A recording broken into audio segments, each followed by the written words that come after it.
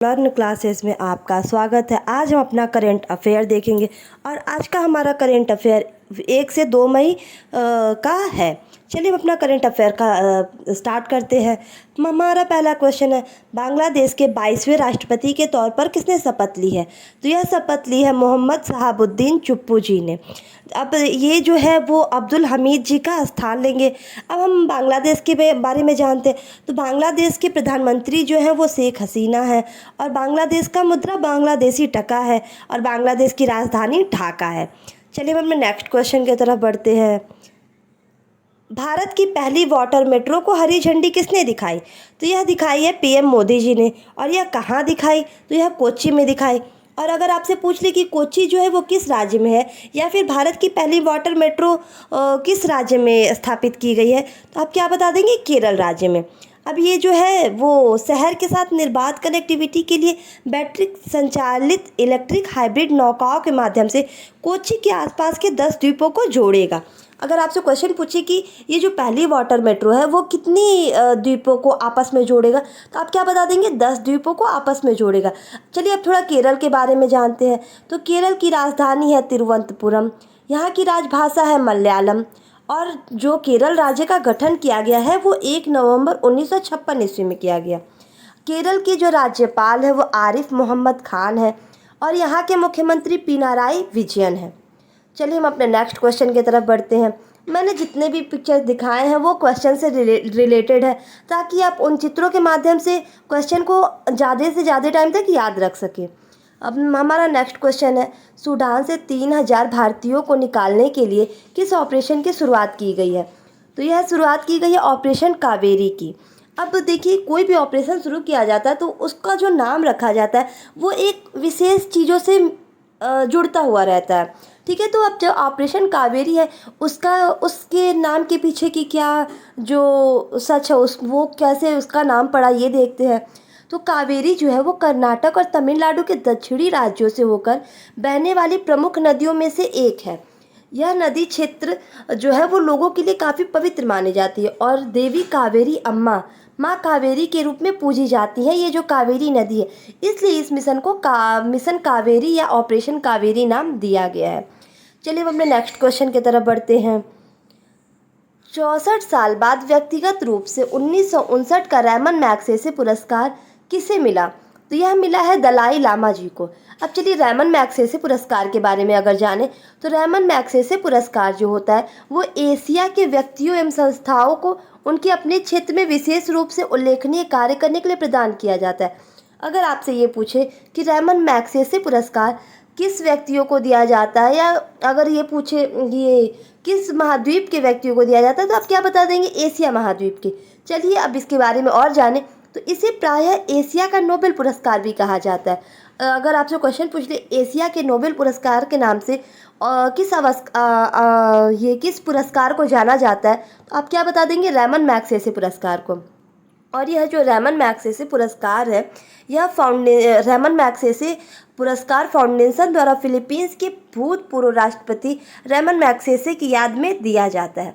चलिए अपने next question की तरफ बढ़ते हैं। 2023 का गोल्डमैन पर्यावरण पुरस्कार से सम्मानित किसे किया गया? तो यह ब्राज़ील के अमेजन से एक मुंडरुकु स्वदेशी महिला एल्सेंड्रा कोरोप जी को प्रदान किया गया और यह पुरस्कार 1989 में स्थापित किया गया था। गोल्डमैन पुरस्कार जमीनी स्तर के नेताओं को स्थानीय प्रयासों में शामिल लोगों के रूप में परिभाषित करता है और यहाँ समुदाय या नागरिक भागीदारी के माध्यम से सकारात्मक परिवर्तन बनाया जाता है। ये जो है हमारी एल्सेंड्रा कोरोप है जो पिक्चर में दिखाई जा रही हैं और इन्हें ही हमारा क्या मिला है? 2023 का गोल्डमैन पर्यावरण पुरस्कार मिला है। चलिए अपने नेक्स्ट क्वेश्चन की तरफ बढ़ते हैं। गांधी सागर अभ्यारण्य कहाँ है और किस जानवर के लिए प्रसिद्ध है? तो यह मध्य प्रदेश राज्य में है और चीता के लिए प्रसिद्ध है। ठीक है, अब जो गांधी सागर वन्य जीव अभ्यारण्य है वो उत्तर पश्चिमी मध्य प्रदेश मंदसौर और नीमच जिले में राजस्थान सीमा के पास स्थित है।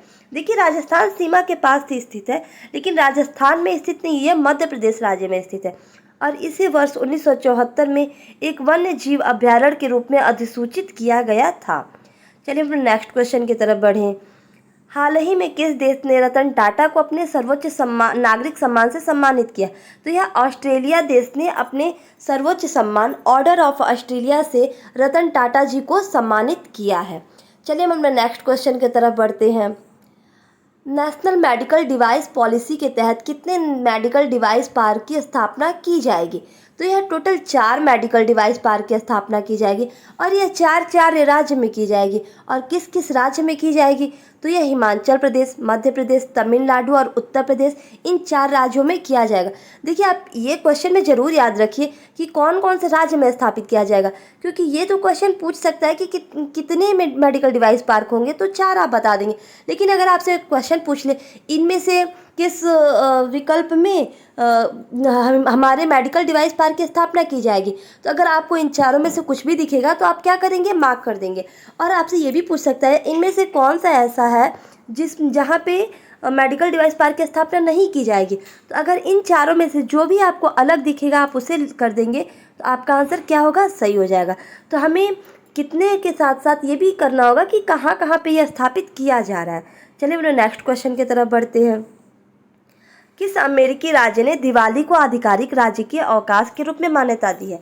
तो यह पेंसिल्वेनिया राज्य ने दिया है। देखिए, ये क्वेश्चन इसलिए इम्पॉर्टेंट हो जाएगा क्योंकि ये जो दिवाली है वो हमारे भारत के एक बहुत ही प्रमुख त्यौहार है और इसे अमेरिका राज्य में भी मनाने, एक पेंसिल्वेनिया राज्य है वहाँ पे भी इस त्यौहार के दिन क्या किया है कि आधिकारिक अवकाश दिया गया है, राजकीय अवकाश।